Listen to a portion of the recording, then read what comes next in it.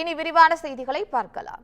தூத்துக்குடி மாவட்டத்தில் 32.5 கோடி ரூபாய் மதிப்பீட்டில் உருவாக்கப்பட்டுள்ள மினி டைட்டில் பூங்காவை முதலமைச்சர் மு.க.ஸ்டாலின் இன்று திறந்து வைக்கிறார். தமிழ்நாட்டில் அரசால் செயல்படுத்தப்படும் மக்கள் நலத்திட்டங்கள் பொதுமக்களுக்கு முறையாக கிடைக்கிறதா என்பது குறித்தும், வளர்ச்சிப் பணிகள் சரியாக நடைபெறுகிறதா என்பதை குறித்தும் முதலமைச்சர் மு.க.ஸ்டாலின் மாவட்ட வாரியாக சுற்றுப்பயணம் மேற்கொண்டு வருகிறார்.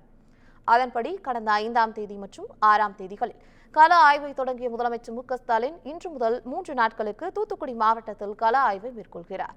இந்த பயணத்தின் போது தூத்துக்குடியில் 32.5 கோடி ரூபாய் மதிப்பீட்டில் அமைக்கப்பட்டுள்ள மினி டைட்டில் பூங்காவை இன்று திறந்து வைக்கிறார். அதேபோல் 75,000 மாணவிகளுக்கு மாதம் 1000 ரூபாய் வழங்கும் வகையில் புதுமை பெண் திட்டத்தின் விரிவாக்கத்தையும் முதலமைச்சர் நாளை தொடங்கி வைப்பதாக தெரிவிக்கப்பட்டுள்ளது. இதையடுத்து கன்னியாகுமரி மாவட்டத்தில் விவேகானந்த மண்டபம் திருவள்ளுவர் சிலை இடையே 37 கோடி ரூபாய் செலவில் கட்டப்பட்டுள்ள கண்ணாடி கூண்டு பாலத்தை திறந்து வைக்கும் முதலமைச்சர் திருவள்ளுவர் சிலையின் வெள்ளி விழாவிலும் கலந்து கொள்ள உள்ளார்.